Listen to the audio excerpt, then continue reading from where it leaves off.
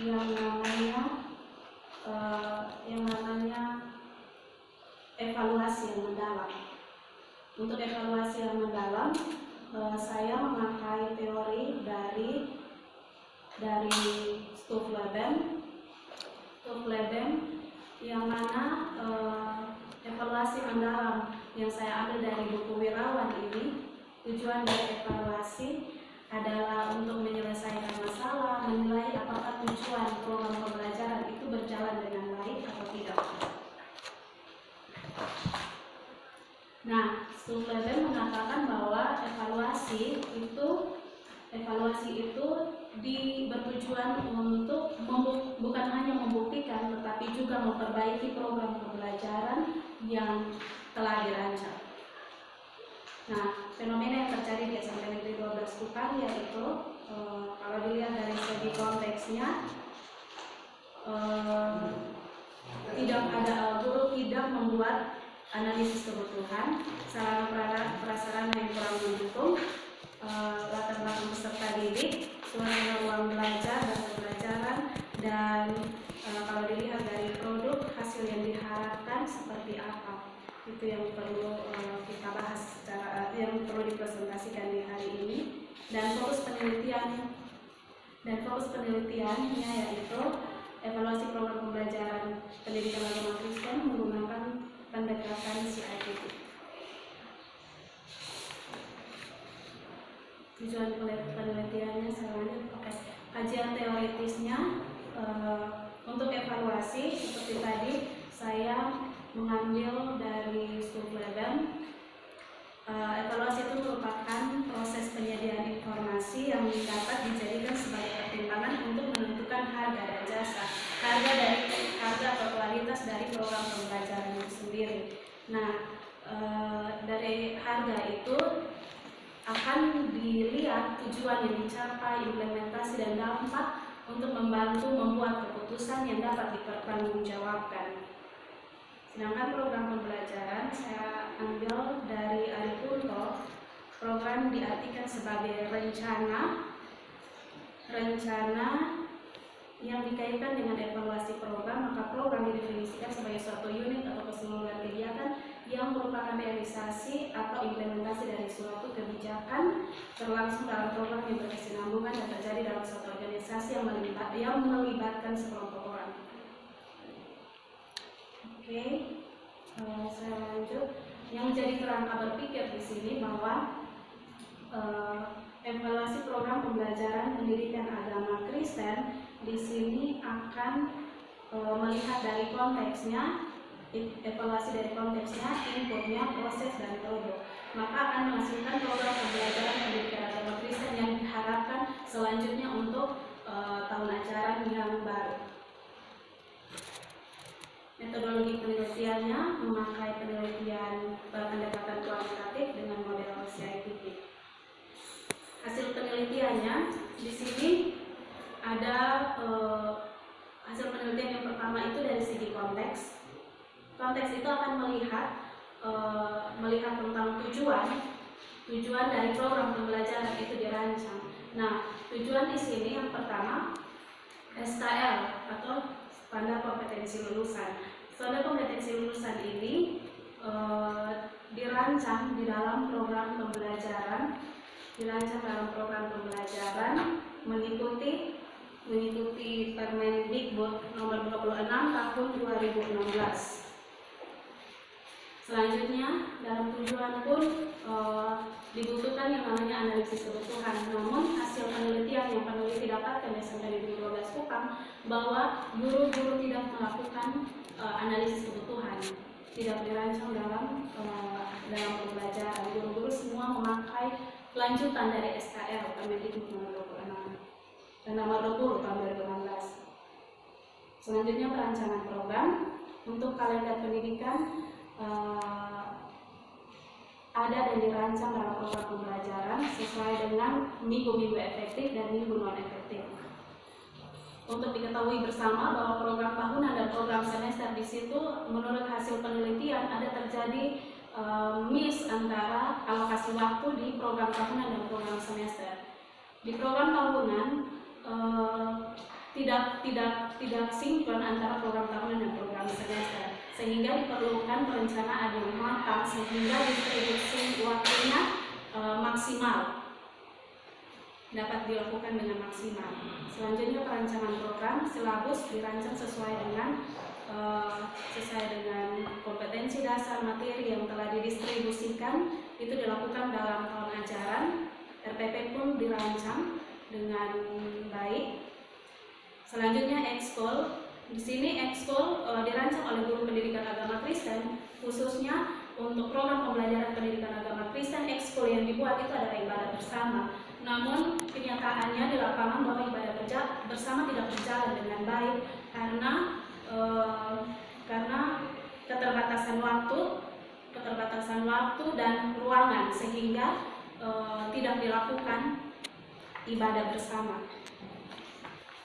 Sarana prasarana untuk buku guru di SMP Negeri 12 Kupang sangat memadai, namun untuk buku siswa tidak memadai karena dari 300 sekian siswa, untuk kelas 7 ada 200 lebih, tapi bukunya cuma 20, dan itu tidak bisa dipakai secara efektif dalam pembelajaran. Ruangan perpustakaan yang tidak memadai karena tidak adanya tempat duduk untuk siswa belajar. Alkitabnya pun juga yang disiapkan oleh sekolah pun tidak memadai karena hanya 20 saja. Sedangkan siswa di SMP Negeri 12 Kupang ada 600-an untuk kelas 7, 8, dan 9. Selanjutnya dilihat dari ruang ibadah dan ruang kelas. Memang ruang ibadahnya tidak ada, ruang kelas saja terbatas, terkhususnya ruang kelas di situ. Kami peneliti melihat bahwa di SMP Negeri 12 Kupang ada 29 rombel, namun kenyataannya kelas yang ada itu hanya 19. Otomatis dibagi menjadi 2 shift, yaitu shift pagi dan shift siang. Nah, itu yang menjadi kendala sehingga tidak adanya ibadah atau ekskul itu tidak berjalan dengan baik. Waktu pun tidak maksimal ketika melaksanakan pembelajaran. Untuk guru sendiri, untuk kualifikasi akademiknya memadai sesuai dengan aturan yang berlaku, bahwa guru yang mengajar harus sarjana, dan kompetensi profesionalisme pun guru-guru SMP Negeri 12 selalu mengikuti diklat-diklat yang dibuat oleh Departemen Agama atau Dinas. Untuk input kegiatan kurikulum itu untuk program pembelajaran pendidikan agama Kristen, inputnya sesuai dengan Stukle BEM mengatakan bahwa hasil dari input yaitu penstrukturan program. Maka dari penstrukturan program itu guru-guru membuat hasil penelitian, guru-guru membuat topik-topik materi dalam pembelajaran itu sudah secara terstruktur dalam RPP. Sedangkan non kurikulumnya yaitu kegiatan tambahan di luar jam pelajaran, yaitu ibadah. Itu semua dirancang pada awal semester. Prosesnya yaitu guru-guru melakukan proses pembelajaran di dalam kelas, khususnya sesuai dengan RPP. Yang pertama, kegiatan pembuka dilakukan berdasarkan rancangan dari RPP. Guru masuk dan memberikan motivasi, memberikan apresiasi kepada murid, kemudian masuk pada kegiatan inti. Nah, Dewan Penguji yang terhormat, di dalam kegiatan inti yang dilihat atau diteliti yaitu model-model pembelajaran. Dari model-model pembelajaran ini, ada 3 model pembelajaran yang dipakai di SMP Negeri 12 Kupang, yaitu Discovery Learning, Problem Based Learning, dan Cooperative Learning. Dari 3 model pembelajaran ini, ternyata didapati bahwa guru melakukan model pembelajaran ini namun tidak sesuai dengan langkah-langkah yang ada pada model pembelajaran. Langkah-langkah yang ada pada model pembelajaran.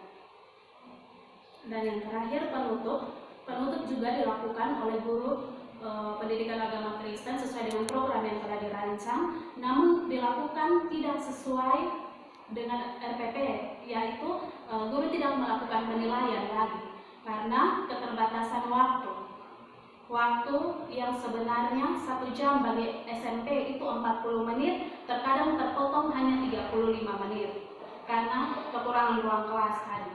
Maka harus dimepetkan waktunya, harus ini lagi waktunya. Selanjutnya produk sesuai dengan hasil analisis penilaian, yaitu pada afektif itu hasil dari penelitian bahwa afektif dan kognitif itu cukup, psikomotoriknya itu baik. Ini kami peneliti ambil dari teorinya Mulyasa, teori belajar tuntas, di mana teori belajar tuntasnya itu minimal 65% dari seluruh tujuan pembelajaran. Jadi semua tujuan pembelajaran itu maksimal kalau 32 siswa dalam kelas, minimal 20 siswa yang tuntas untuk satu mata atau satu tema pembelajaran. Keberhasilan pun jumlah peserta didik yang selesai 65%, nilai sekurang-kurangnya 85%. Jadi dari 20 orang peserta didik itu minimal mereka mendapat nilai 85% atau 80 ke atas. Nah, yang menjadi kesimpulan di sini bahwa dari segi konteks perlu dilihat lagi perancangan program yang lebih baik lagi, khususnya membuat analisis kebutuhan. Itu sangat penting untuk membuat analisis kebutuhan. Dan selanjutnya perlu ditingkatkan lagi program tahunan dan program semester, waktunya harus sinkron atau distribusi waktunya harus sama. Sarana prasarananya perlu dilihat kembali, buku siswa, Alkitab dan perpustakaan untuk dirancang sesuai dengan Permen, bahwa buku siswa itu harus 1:1 siswa gitu. Tapi sayangnya di SMP Negeri 12 Kupang 300 lebih orang hanya mempunyai buku 20 buku saja. Alkitab pun demikian.